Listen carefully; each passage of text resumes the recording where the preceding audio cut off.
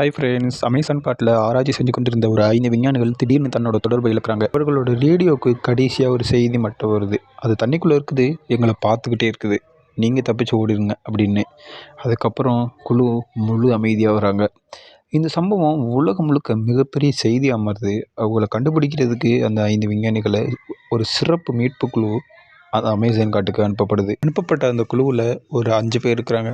முன்னாள் இராணுவ வீரரான அர்ஜுன், உயிரியல் நிபுணர் மாயா, வழிகாட்டியாக இருக்கக்கூடிய டேனியல், டாக்டர் ரவி மற்றும் ட்ரோன் நிபுணர் கீர்த்தி. இவங்க 5 பேர் மட்டும்தான் இருக்கிறாங்க.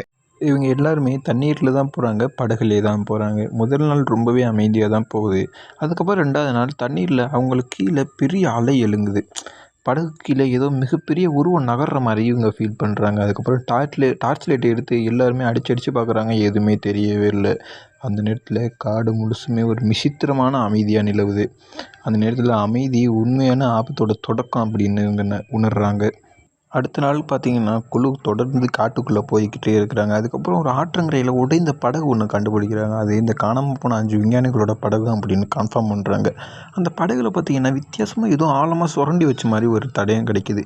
அதுக்கப்புறம் அது பக்கத்துலேயே ஒரு பெரிய பாம்போட தோலும் கிடைக்கிது. இது ஒரு சாதாரண அனகோண்டாவோட தோல் மாதிரியே அவங்களுக்கு தெரியல, கிட்டத்தட்ட 40 அடி நீளமாக இருக்கிற மாதிரியும் தெரியுது. இதை ஒரு பயங்கரமான 40 அடி நீளம் கொண்ட பாம்பாக இருக்கலாம் அப்படின்னு உயிரியல் நிபுணர் மாயா கணிக்கிறாங்க. திடீர்னு புதற்குள்ளேருந்து ஏதோ ஒரு சத்தம் கேட்குது. அனைவரும் திரும்பி பார்த்தா ஒரு காட்டு மான் தன்னோட உயிரை காப்பாற்றிக்கிறதுக்காண்டி பின்னங்கால் புரடில் அடிக்க ஓடிக்கிட்டே இருக்குது. அதுக்கு பின்னாடி தண்ணீர்லேருந்து மின்னல் வேகத்தில் ஒரு மாபெரும் அனகொண்டா பாய்ந்துக்கிட்டு வருது. ஒரே நொடியில் மானை சுற்றி இருக்குது. எலும்பு நொறுக்கிற சத்தமும் கேட்குது. அந்த காட்சியை பார்த்து அனைவருக்குமே அதிர்ச்சியில் அப்படியே உறைஞ்சு போயிடுறாங்க, ஐஸ் கட்டி மாதிரியே. அர்ஜுன் மெதுவாக, இது சாதாரண வேட்டையாட பாம்பு மாதிரி தெரியல, இத்தான் தண்ணி பாம்புக்கு இத்தனோண்டு மானெலாம் பத்தாது, நம்ம தான் அதோட அடுத்த இறை அப்படின்னு சொல்லிடுறான்.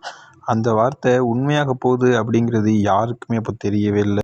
ஏதோ இவங்களோட நல்ல நேரத்தில் அந்த பாம்பை விட்டு தப்பிச்சு இவங்க அதை கடந்து வந்துடுறாங்க. மாலை நேரமும் ஆகுது. அந்த மாலை நேரத்துலேருந்து மீட்புக்குள்ளே பார்த்திங்கன்னா காணாமல் போன விஞ்ஞானிகளோட முகாமை அடைஞ்சிடுறாங்க. அங்கே கூடாரம்லாம் பார்த்திங்கன்னா கிழிஞ்சு கிடக்குது, கேமரா உடஞ்சி கிடக்குது, ஆராய்ச்சியாளர்களோட குறிப்புகள்லாம் தண்ணீரை நனைஞ்சு சிதறி போய் கிடக்குது. அதுக்கப்புறம் அவங்க ஒரு வீடியோ கேமராவை கண்டுபிடிக்கிறாங்க. அதில் கடந்த மெமரி கார்டு மட்டும் சேதம் இல்லாமல் அப்படி இருக்குது. அதுக்கப்புறம் இவங்க ஒரு மொபைலில் போட்டு அந்த வீடியோவை பார்க்குறாங்க. அந்த வீடியோவில் ஒரு விஞ்ஞானி பதட்டத்தோடு பேசுகிறாரு.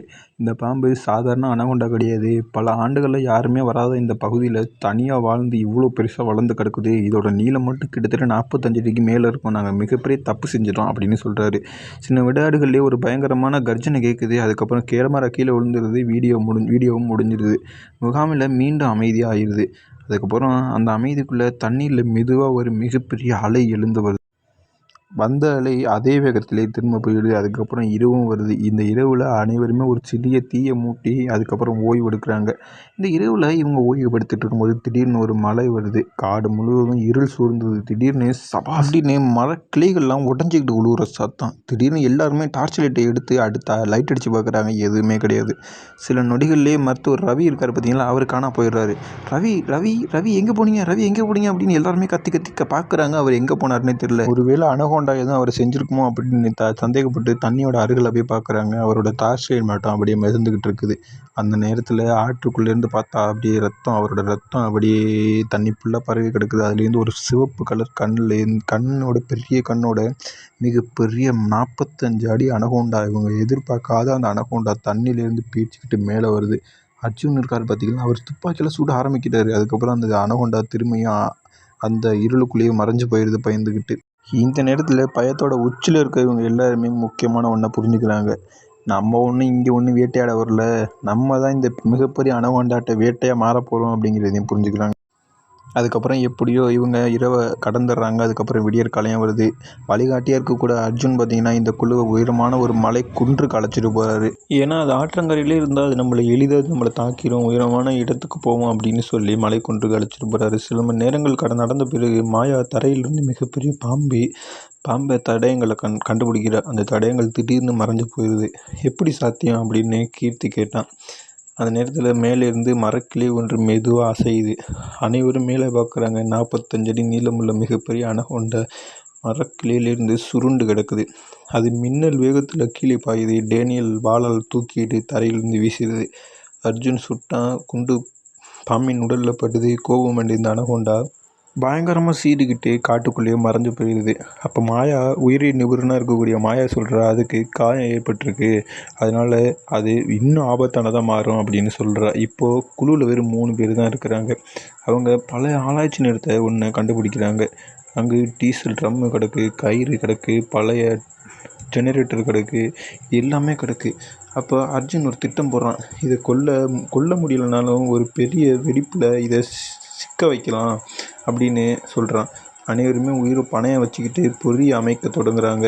ஆனால் காட்டில் மறுபக்கத்தில் இருந்து மீண்டும் அந்த பயங்கரமான சீர சத்தம் கேட்குது. அனைவருமே அதை நோக்கி வேகமாக நெருங்கிக்கிட்டு உள்ளே போய்கிட்டே இருக்கிறாங்க. இப்போ தான் கிளைமேக்ஸும் ஆரம்பிக்குது. இப்போ நம்ம கிளைமேக்ஸ்க்கு வந்துட்டோம். அனகோண்டா ஒரு சீர சத்தம் நெருங்கிக்கிட்டே வருது. அர்ஜுன், மாயா, கீர்த்தி இவங்க 3 பேருமே பழைய ஆராய்ச்சி நிலையத்துக்குள்ளே போய் மறைஞ்சிக்கிட்டு உட்காந்துடுறாங்க. அந்த பழைய ஆராய்ச்சி நிலையத்தில் ஒரு ஜன்னல் கண்ணாடி உடஞ்சிருக்குது. அந்த உடஞ்ச ஜன்னல் கண்ணாடியிலேருந்து அப்படியே அனகோண்டாவோட மிகப்பெரிய தலை உள்ளே நுழையுது. அது ஒரே அசைவிலேயே கீர்த்தியை நோக்கி பாயுது. கீர்த்தி கடைசி நொடியில் தப்பிச்சிட்டாலும் அவளோட கேமரா தரையில் கீழே விழுந்து நொறுங்கி போய். இந்த நேரத்தில் அர்ஜுன் பார்த்திங்கன்னா ட்ரம்மெல்லாம் இருக்கும்ல, டீசல் ட்ரம், அதெல்லாம் கீழே சாய்ச்சி விட்டு டீசல்லாம் அப்படியே கீழே ஊற்றிடுறான். மாயா பார்த்திங்கன்னா ஜெனரேட்டரை மின்கம்பிகளால் இணைச்சி நெருப்பை உண்டாக்குறான். ஆனால் அனகோண்டா அவங்கள சுற்றிக்கிட்டே வருது. இப்போ அனகோண்டா என்ன பண்ணுதுன்னா முழு கட்டிடத்தையும் அதோட உடம்பால் சுற்றி அப்படியே நொறுக்கிறனால செவரெல்லாம் நொறுங்கி போகுது. இப்போ அர்ஜுன் கத்துறான். மாயா மின்கம்பியை இயக்குறா. ஒரு தீப்பொறி டீசலை தொடர்ந்துக்கிட்டே வருது. பூம் அப்படின்னு ஒரு சத்தம். முழு கட்டிடமும் வெடித்து சிதறுது. கட்டிடம் வெடித்து சிதறினதுக்கப்புறம் முழு காடுமே அப்படியே அமைதியாகுது. 3 பேருமே அப்படியே அமைதியாக மெதுவாக வெளியில் வர்றாங்க. தரையில் கருகி கிடக்கிற அனகோண்டாவோட உடல் பாகம்லாம் கிடக்குது. முடிஞ்சு விட்டது என்று மாயா நிம்மதியாக சொல்கிறா. ஆனால் அந்த உடலில் வால் மட்டும் மெதுவாக அசைஞ்சிக்கிட்டே கிடக்குது. அந்த நொடியில் அது முழுவதுமாக அமைதியானது. இதோட அந்த அனகோண்டாவை அவங்க கொண்டுட்டாங்க. அதுக்கப்புறம் சில நாட்கள் கடந்ததுக்கப்புறமா ஹெலிகாப்டரில் குழு திரும்ப ஊருக்கு போயிடுறாங்க. அவங்களிடம் இருந்த ஆராய்ச்சி தரவுகள்லாம் பார்த்திங்கன்னா பாதுகாப்பாக ஒப்படைக்கப்படுது. ஆனால் கடைசி காட்சி அமேசான் காட்டில் ஆழத்திலிருந்து ஒரு மிகப்பெரிய முட்டை மெதுவாக உடையுது. அதிலிருந்து ஒரு சின்ன அனகோண்டா வெளியில் வருது. இதுலேருந்து தான் அனகோண்டா இன்னும் முடியலங்கிறதையும் இவங்க தெளிவுபடுத்துகிறாங்க. இந்த அனகோண்டா வீடியோ உங்களுக்கு பிடிச்சிருக்குன்னு நினைக்கிறேன். பிடிச்சிருந்தா இந்த வீடியோவில் லைக் பண்ணுங்கள். இந்த மாதிரி சர்வைவல் ஸ்டோரி, அழகான ஹாலிவுட் ஸ்டோரிலாம் நீங்கள் தெரிஞ்சுக்கணும்னு நினச்சிங்கன்னா நம்ம சேனலை சப்ஸ்கிரைப் பண்ணுங்கள். சப்ஸ்கிரைப் பண்ணி எம்டி ஃபேமிலியில் சேருங்க. இந்த மாதிரி நிறைய வீடியோ தினைக்கும் 6 மணிக்கு உங்களை சேர்ந்துக்கிட்டே இருக்கும். பாய். அடுத்த நாள் உங்களை ஒரு வீடியோவில் சந்திக்கிற வரைக்கும் பாய், tata, see you then, my yogesh.